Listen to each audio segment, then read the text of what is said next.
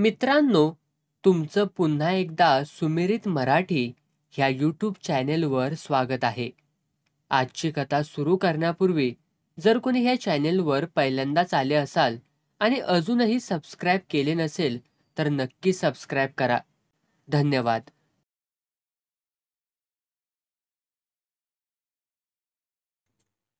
पहारी मारायचं काम सुरू झालं.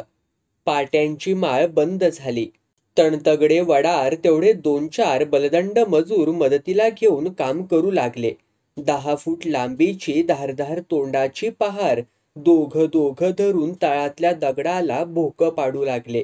आणि हा प्रयोग अनपेक्षितपणे 2 दिवसामध्ये यशस्वी झाला.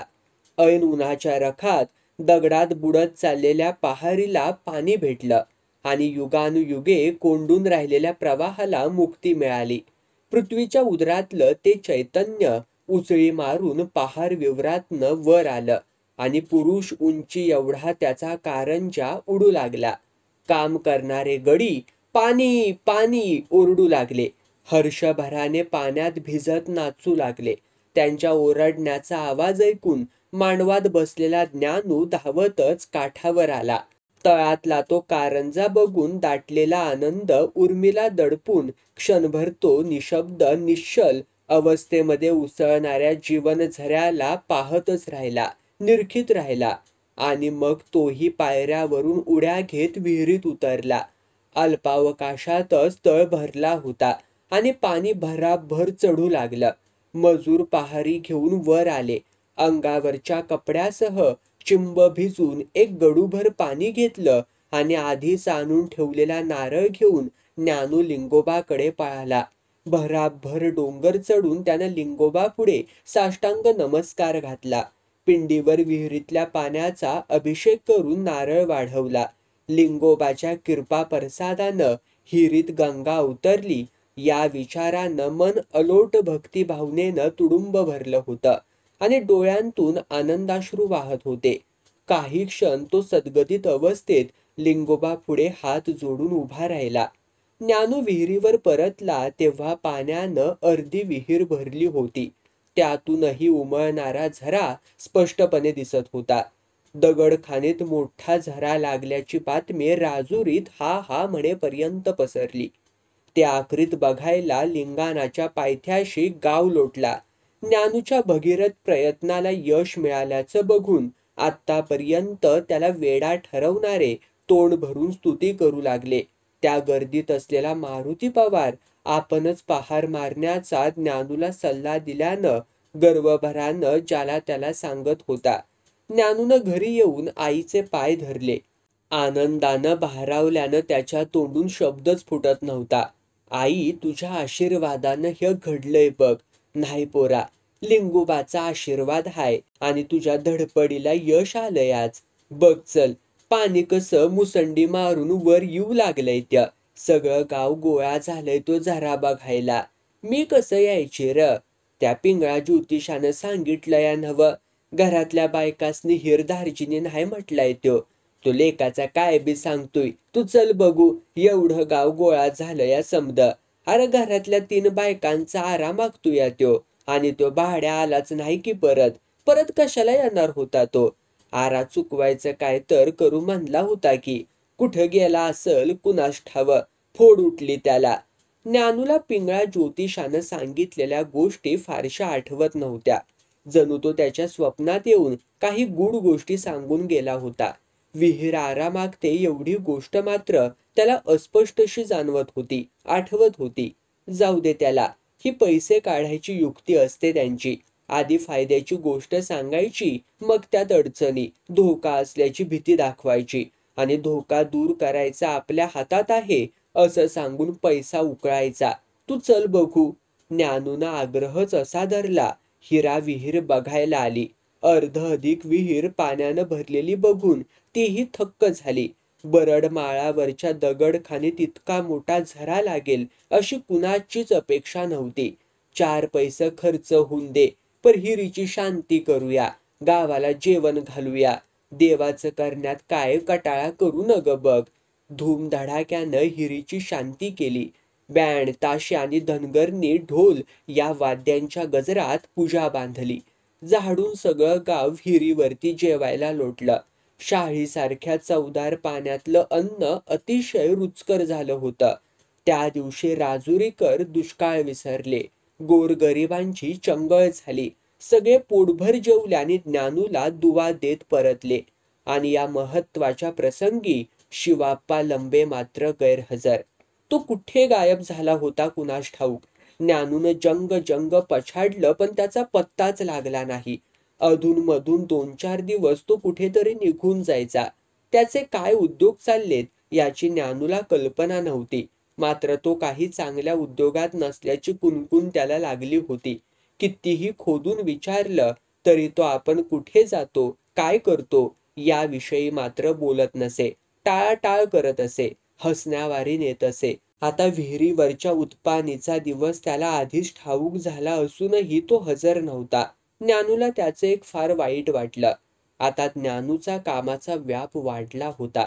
बागायती पिकं करण्याच्या दृष्टीनं रान तयार करायचं होतं. गाडी बैल, मोटनाडा खरेदी करायचं होतं. या कामी तो गुंतून पडल्यानं शिवाप्पाचा माग काढायला त्याला सवडच मिळत नव्हती. एका भल्या पहाटे ज्ञानू मळ्याकडे जायच्या घाईच्या तयारीत होता. मोटसाठी विहिरीवरती मकार उभं करायला शिरपा सुतार येणार होता. राऊ चांभार आजच नवी करकरीत मोट आणतो म्हणाला होता. नवाच्या दरम्यान मुहूर्तावरती पाणी वर काढायचं होतं. ईश्वरपूरच्या बाजारातनं आणलेली 2 थोराड बैल मोटच्या सवयीची होती. ज्ञानू घाईघाईनं खुंटीवरच्या सापट्या, कासरा आणि चाबूक घेऊन बाहेर पडतोय. तोच कण्हत कण्हत आई त्याला आडवी झाली. का गाई, कन्हायला काय झालंय ग तुला? 2 दिस झाला अंग मोडून आल्यावानी झालंय. कणकण आल्या तर जाईल तसं म्हणत होती, पर आजार हालायचं काय चिन्ह दिसना. सांध्यातनं बी लय दुखा लागलंय बघ. मग निवांत झोप की, लक्षी बघल सगळी कामं. तू विसावा घे जरा. ते झालं र, परीश्वरपूरला एखाद्या डॉक्टराला दावून आणलास, मला तर बरं होईल र लेका. काय सोसनाच झालं या. डोळबे रखरखा लागल्या ती. 2 दिवस जाऊ देत, मोड चालू करतो एकदा म्हणजे काम सुराला लागतील. मग जाऊ की आपण डॉक्टरकडं. असं म्हणतोस म्हणून क्षणभर आई गप्प उभी राहिली. मग जाऊ का मी? जा खरं, पर हिथं कोण औषध दिलं ते घेतलं महिनाभर. काय गुणच येईना बघ. तुझी कामाची घाईटी उडाल्या म्हणून तुला सांगितलं नव्हतं आता पतूर. आजच जाऊन आलं तर. आज आज अगं आज तर मुहूर्तानं मोड चालू करायची आहे. भटजी येणार, सुतार येणार, चांभार येणार. मग आजच ईश्वरपूरला जायचं कसं जमायचं बघ. मग जा. काम येळला झाली पाहिजेत बाबा. उद्या तर घेऊन जाशील नव्ह? उद्या अगं आज मोड चालू होणार म्हणजे उद्यापासून उपसा केलेलं पाणी रानात सोडायला नको. आणि रानात काही नसताना उगच पाणी कसं पाजवायचं? असं करूया आई. 2 दिवसात ऊसाची लावण तेवढं करून घेतो. सऱ्या सोडायचं, वाकुरी तोडायचं, बी मारायचं, बोदावरती मांडून मग पाणी सोडायचं. एवढं झाल्यावरती बी पुरायचं असतं. मग रांकला लागणार काम. पवार मामा येतायत लावणीच्या कामात मदत करायला. हे सगळं होऊपर्यंत मला हलता यायचं नाही. मात्र लावण झाल्या लगेच जाऊया ईश्वरपूरला. एकदम मोठ्या डॉक्टरला भेटून येऊ. कितीही पैसा खर्च होऊन दे, अजिबात हयगय करायची नाही. आपला मळा आहे म्हटल्यावर भ्यायचं कारण नाही. तुला पूर्णपणे रोगमुक्त केल्यावरच घरी आणणार बघ. ज्ञानू उत्साहानं भराभर बडबडला. आणि आई पोराच्या तोंडाकडे कौतुकानं बघत राहिली असतानाच भरकन निघूनही गेला. ऊसाची लावण झाली आणि माळरानाच्या बाजूला पानमळ्यासाठी रान तयार करणं चाललं. मेंढरं बसवली, ओपं ओढली. 80 चिऱ्याचा 2 एकराचा पानमळा. त्याचं काम काय 2-4 दिवसात संपणार आहे थोडंच. पाणी कितीही उपसलं तरी त्याची पातळी इंचानही खाली जात नाही. या चमत्कारानं ज्ञानूला मळ्यात काय करू आणि काय नको असं झालं होतं. मारुती पवाराचं पैशाचं पाठबळ होतच मागं आणि बागायतीचा पैसा येणार याची खात्री असल्यानं ज्ञानू उधार उसनवार करीत होता आणि देणारे खुशीनं देत होते. आईला दवाखान्याला नेणं काही ना काही कारणानं लांबणीवरती पडत होतं. एक दिवस शिवाप्पा अचानक उगवला. एक हात झोळी करून गळ्यात अडकवला होता आणि तो लंगडत लंगडत चालत होता.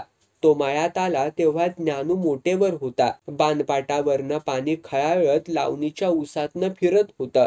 त्या पाटाच्या बाजूनच शिवाप्पा सावकाश चालत दहावकडे येत होता.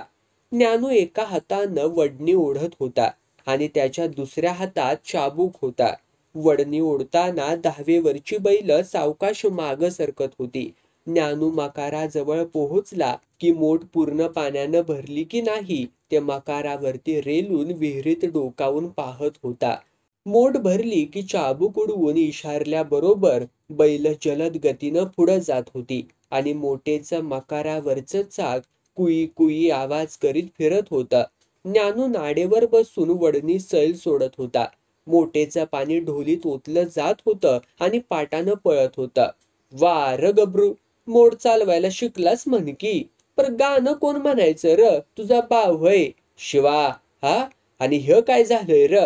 हात मोडून घेतलायस की काय म्हणायचा? ज्ञानूनं मोड थांबून आश्चर्यानं विचारलं.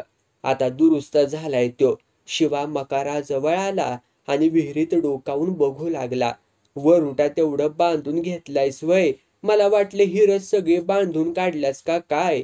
पुढल्या वर्षी उसाचा पैसा आला की हिर बांधून काढायचं ठरवलंय. पण काय रे झालं तुला? कुठे गेला होतास एवढं दिवस? एका भानगडीत अगदी हाग्यामार बसला बघ. महिनाभर जायबंद होऊन पडलो होतो ढालगावात. भानगड? आणि ती कसली र? मला काय कळना झालंय. कसला उद्योग चाललाय रे तुझा बाहेरच्या बाहेर? आणि कवा तरी सांगीन तुला मी. मळा बाकी एकदम बेस दिसाया लागलाय की. ऊस काय, पानमळा काय, केळी काय. छ्या छ्या, लय भारी काम झाले बघ गड्या तुझं. तुझ्यामुळंच हे झालंय बघ गड्या. शहाणा हायस, तुझ्या नशिबानं घडलंय म्हण. नाहीतर ह्या माळावरच्या हिरीत अशी पाण्याची मुसंडी लागल, हे काय माझ्या स्वप्नात आलतं व्हय? मला असं पुढचं कळत असतं तर मी का असं बोंबलत फिरलो असतो र मार खात? शिवाप्पा हसून म्हणाला. पण मारलं कुणी तुला र? सांगीन कवा तरी मागणं. इनाकारने मला मारायला लोकांसने काय खूळ लागले, काय खुळ कुत्र चावलंय ते जाऊ दे. मी तुझ्या घराकडे जाऊन आलो. मावशीचं अंग सारं नासकं झालंय की र. गोट्याजवळ पाय किती सुजल्या ती. हत्तीच्या पायावानी दिसा लागल्या ती. तू बघायचं नाही व्हय र तिला? पाय सुजल्यात? आई मला बोलली नाही. शिवा चकित होऊन बोलला. अरे डोळ्यासने दिसतंय ते बोलून कशाला दाबायला पाहिजे? आईच्या तब्येतीकडे तुझं ध्यान आहे का र गड्या? काय झालंय शिवा? ह्या मळ्यातल्या कामाचा व्यापच माग लागल्यापासून दुसरं काय बी सुचना झालंय आणि दिसना बी झालंय. आई बी दिसू नये एवढं मांद येऊ देऊ नगस ज्ञानू आपल्या डोळ्यावर. पान खातोस का रे? खाऊया की. ज्ञानूनं पानाचा बटवा दणक्याच्या खिशातनं काढला. दोघं दहावरती बसून पान खाऊ लागले. मग मावशीला कवा नेतोयस दवाखान्याला? नेऊया की. नेऊया की नव्ह. कवा नेतोयास ते नक्की सांग. लावणीचं रान तेवढं भिजवतो एकदा, मग सवड काढतोच बघ. अरे अगदीच उशिरानं रान भिजलं तर काय ऊस वाळत नाही. तू उद्याच्या उद्या जा बघू तिला घेऊन ईश्वरपुराला.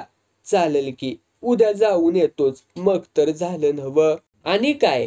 तुझ्या सासऱ्याची पोरगी काय म्हणत्या र? माझ्या सासऱ्याची पोरगी? तरकटलायस का काय लेका? मारुती पवार तुझा सासरा नव्ह. तू जेवलास की हात धुवायला पाणी घेऊन पळत येतोया त्यो. एवढी शेवा जावया बिगार आणि कुणाची करल र त्यो? औंधा बार उडवून द्यायचं म्हणत होता. जग दुष्काळाच्या वणव्यात सापडलंय आणि मी लगीन मज्जा करू होय? दुष्काळ पडला म्हणून लेका काय लोकांसने पोरं व्हायची थांबल्यात या व्हय? दिवाळी झाली आणि तुळशीचं लगीन लागलं की वाजवायचं म्हणतोया त्यो. आता दिवाळी आलीच की आठवड्याभरात. इतकी गडबड करून कसं र चालल? आमच्याजवळ गिन्नी उरलेली नाही ही हिर काढल्यामुळं. पुढं वैशाखात बघू. तोपर्यंत माळव्याचं तरी पैसे येऊ लागतील. तुला कशाला पैसे लागत्याती? तोच सगळा खर्च करणार हाय. हुंडा बी देणार हाय. तरीही स्वतः जवळ 4 पैसे हवेतच की रे. वैशाखात बघू की. आणि आईचाही विचार घ्यायला पाहिजेल की. बरं, हान तू मोठ. मी जातो आता. पानाची पिचकारी टाकून शिवाप्पा उठला आणि उद्या मावशीला दवाखान्याला न्यायचं इसरू नग बघ काय. त्या ध्यानात हाय माझ्या. शिवाप्पा निघून गेला आणि ज्ञानूनं चाबूक खांद्यावर टाकून वडणी नाड्याला बांधली होती ती सोडून हातात घेतली. मोड चालू लागली. संध्याकाळी घरी येता क्षणी ज्ञानूनं आठवणीनं आईच्या तब्येतीची चौकशी केली. कंदिलाच्या उजेडात तिच्या रोगग्रस्त अवयवांचे भाग तपासले. गालावरचा चट्टा काळा तांबडा झाला होता. तो सुजल्यानं त्याच्या कडा उठावदार स्पष्ट दिसत होत्या. मूळचं नाजूक कळीदार रेखीव नाक सुजवटणी बेढब जाडसर दिसत होतं. बाजूला वाटाण्या एवढ्या पुटकुळ्या आल्यासारखं गाठी उठल्या होत्या. चेहरा भेसूर विद्रूप झाला होता. हातावरचे पाठकमरेवरचे चट्टेही सुजले उरले होते. दुखणं वाढल्याचं मला सांगायचं नाही का ग आई. कंदील बाजूला ठेवून अंथरुणातच उठून भिंतीकडेला बसलेल्या आईजवळ बसत ज्ञानू म्हणाला. त्याच्या शब्दातली कळकळीची चिंता आईला जाणवली. कणल्यासारखा एक सुस्कारा सोडून ती लेकाकडे बघू लागली. सांगितल्यानं काय होणार बाबा. माझं दुखणं काय तुला घेता येईल व्हय. आपल्या आपण सोसायला न ग. असं काय बोलतेस तू. आपण दवाखान्याला गेलो असतो. औषध पाणी केलं असतं. तू राधांत्या माळापायी रगात आरीव तू यास ते बघतीयास की म्या. त्यात आणि माझी काळजी तुला कशाला लावायची म्हटलं. तुझ्या माग 17 कामं. तू का मोकळा आहेस वैर माझ्या माग लागायला. काम काय कायमचीच असणार ती. पण म्हणून काय तुझ्या तब्येतीकडे दुर्लक्ष करून चालेल व्हय. एकदा तुला कणकण आल्याचं बोलली होतीस पण तेव्हा कामाची जरा घाई होती. त्यानंतर परत तू बोललीच नाहीस काय कमी जास्त झाल्याचं. आता परत कणकण आल्या बघ. काय होतंय तरी काय. हातापायाच्या शिरा लय दुखा लागल्या ती बघ. आतनं आवळल्यावानी वडून धरल्यावानी हुतया आणि अंगात ठणका घातलाय. एकदा का कळा या लागल्या की झोपच येना झाल्या. हातापायाची बोट गुदग्यात घोट्यात आणि कोपऱ्यात आणि मनगटामध्ये लय दुखा लागलंय बघ. आता बोट सरळ होत्या ती का ग तुझी. नाही बी. बळहून कराया जावं तर दुखू लागत्या ती. ह्या असं वाकडं झाल्या ती तसंच राहिल्या ती. पाय बक्की कसं रताळ्यावानी सुजल्या ती माझं. चालता येतया नव. सुजलेले थोडे वाकडे झालेले पाय बघत ज्ञानूनं विचारलं. येतय खरं. जरा त्रास होतोय. घोट्यात दुखतय खाली पायात तर जीवच नसल्यावानी झालंय बघ.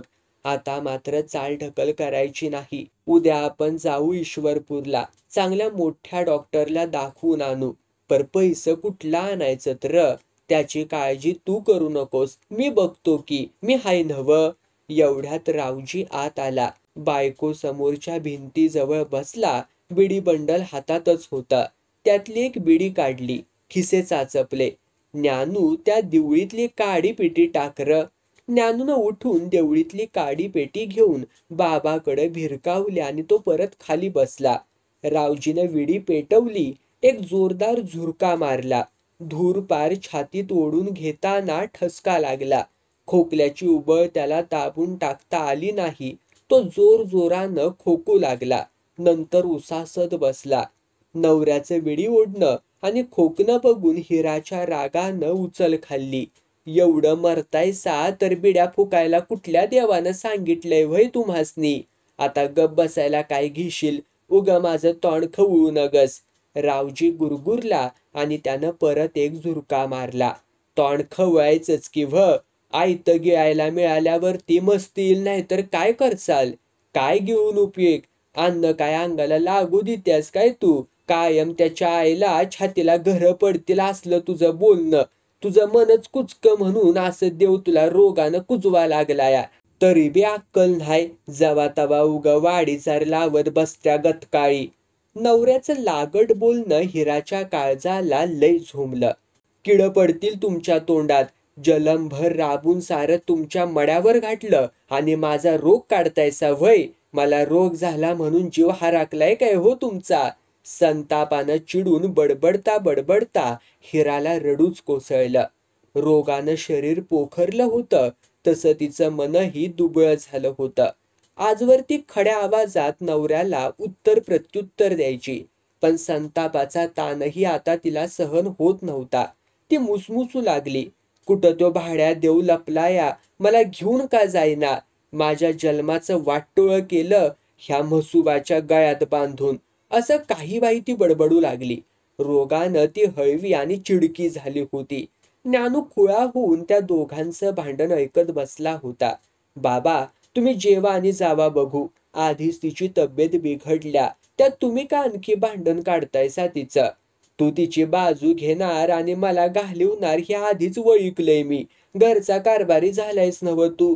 आत्ता पतूर हिनं कारभार केला आणि माझा जीव खाल्ला. बडबड करण्यात सारा जलम गेला हिचा. एक सबूत गॉड बोलली तर देवाच्या आणि हिची दातखिळी बसल. वर आणि रडत बसल्या.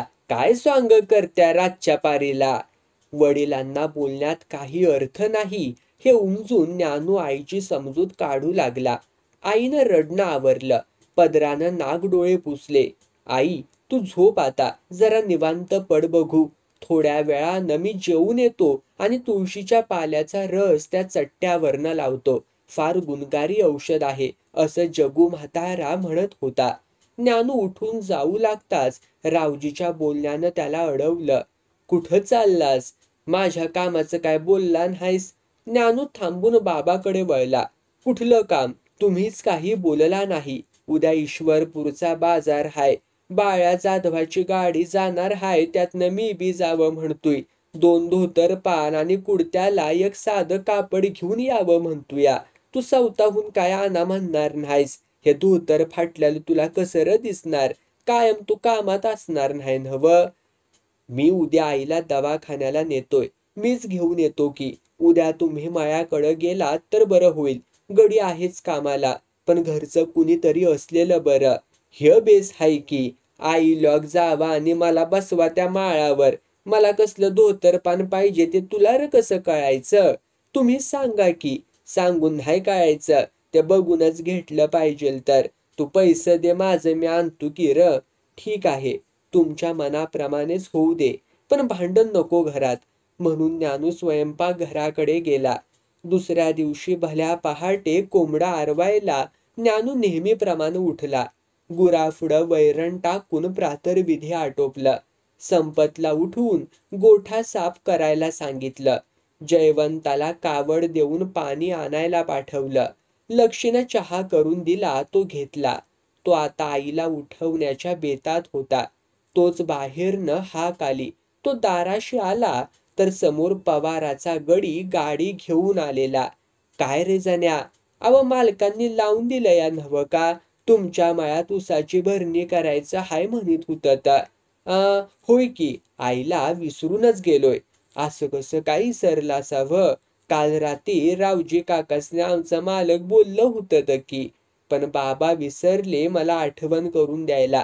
आता कसं करायचं? मी आज आईला ईश्वरपूरच्या दवाखान्याला नेणार होतो.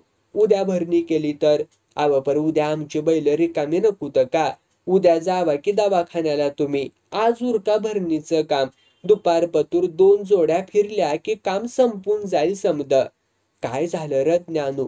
आई सावकाश चालत सोप्यात आली होती. ऊसाची भरणी थोडी राहून गेली होती. ती आज करायचं ठरवून पवारांची बैलही सांगितली होती. पण मी तुझ्या आजाराच्या विचारात विसरूनच गेलो होतो बघ. आता कसं ग करायचं? उद्या त्यांची बैल मोकळी नाहीत.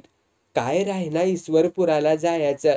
तुझ्या कामाचा खोळंबा न ग माझ्यामुळं. तसं नव्ह, पण दवाखान्याला एक दिवस लांबणीवर पडत चाललाय म्हणून काळजी वाटत्या ग मला तुझी. झालं मग कसं म्हणतोस? क्षणकाल ज्ञानू विचारात पडला. असं करू का आई? भरणीचं काम थोडंच राहून गेलंय. एकदा मागं पडलं की पडलंच. पुन्हा लवकर होणं कठीणच. उद्या आपण दवाखान्याला नक्की जाऊ. उद्या म्हणतोस? उद्याच. मग कसलंही महत्वाचं काम निघू दे. मग मी जाऊ का मायाकडं? संपतकडनं न्याहारी पाठवून दे. ज्ञानू दाराजवळच्या चपला पायात सरकवत बोलला. बरं बाबा, असं म्हणत हिरा आत वळली. कन्हत लुकडत अंथरून गाठलं आणि वाकळावरती लवंडून स्वस्थ पडून राहिली. भरणीचं काम 2 पर्यंत उरकलं. गाडी बैल ज्ञानूच्या ताब्यात देऊन पवारांचा गडी बाजारला निघून गेला होता. ज्ञानूनं दुपारची भाकरी खाल्ली आणि पवारांची बैल सोडायला तो त्यांच्या मळ्याकडे निघाला. लिंगाई ओढ्याच्या दोन्ही काठावर पवारांचा एकतळी 25 एकरांचा मळा होता. लिंगाईच्या काठावरून बैलगाडीचा रस्ता त्या मळ्याला जात होता. मध्ये म्हारकी लागत होती. ज्ञानू बैल दौडवत महारांच्या वावरात आला तर ओढ्या काठाच्या झाडीला लागून एक घोडाखोप उभी राहिलेली दिसली. या मोकळ्या वावरात नव्यानं खोप घातल्याचं बघून त्याला अचंबा वाटला. रानात पीक नाही, ओढ्यात पाणी नाही. या खोपीत कोण राहणार आणि काय करणार? गाडी पवार मळ्याजवळ आली. पवारांनी ओढ्यालगत दोन्ही काठावरती विहिरी खोदल्या होत्या. पाणी बेतास बाद होतं तरी पावसाळा चांगला झाला तर 10-12 एकराची बागायती टिकवून धरण्या एवढं पाणी त्या विहिरीत असायचं. उगवतीच्या मळ्यात वस्ती होती, गुऱ्हाळघर होतं. एक पाकी कौलारू भक्कम छप्पर होतं. चुलाना पुढं उसपाल्याची चगाळ चिपाड्यांची प्रचंड गंजी होती. छपरापुढं निंबाची 2 आणि आंब्याची 1 अशी मोठाली झाडं होती. त्याच्या सावलीला गाई, म्हशी, वासरं आणि बैल असं मांद्याळी जित्राब दावणीला होतं. गुऱ्हाळ घरापुढं ज्ञानूनं गाडी उभी केली. वस्तीवर कुणीही दिसेना. त्यानं बैल सोडली आणि दावणीला बांधली. त्यांच्या पुढं बाजूचा कडबा तोडून ठेवला होता तो टाकला. कुणाला तरी भेटून बैल आणून बांधल्याचं कानावर घालावं आणि परतावं म्हणून ज्ञानू वस्तीवरून पुढं विहिरीकडं कुणी भेटतं का बघायला वळला. विहिरीच्या बाजूनं गर्द झाडी होती. नाना प्रकारच्या झाडाझुडपांचं ओढ्याच्या बाजूला तर किंजाळ माजलं होतं. दुसऱ्या बाजूला मोटेच्या धाववरही कुणी दिसलं नाही. विहिरीला थोडा वळसा घातलेल्या पाटावर उताराला एक पाण्याचा हौद होता. त्या बाजूला कसलीशी अस्पष्ट चाहूल लागली म्हणून तो धावेवर चढून मोटच्या मकाराजवळ आला आणि त्यानं त्या हौदाकडे बघितलं. हौदापलीकडे पाटाला लागून असलेल्या मोठ्या दगडावर सुमी धुनी धुते आहे. सुमीला त्याच्या डोळ्यांनी क्षणार्धातच ओळखलं होतं. ओळखता क्षणीच त्याच्या अंगातून एक सुखद कळ लहरून त्याला रोमांचित करून विरली होती.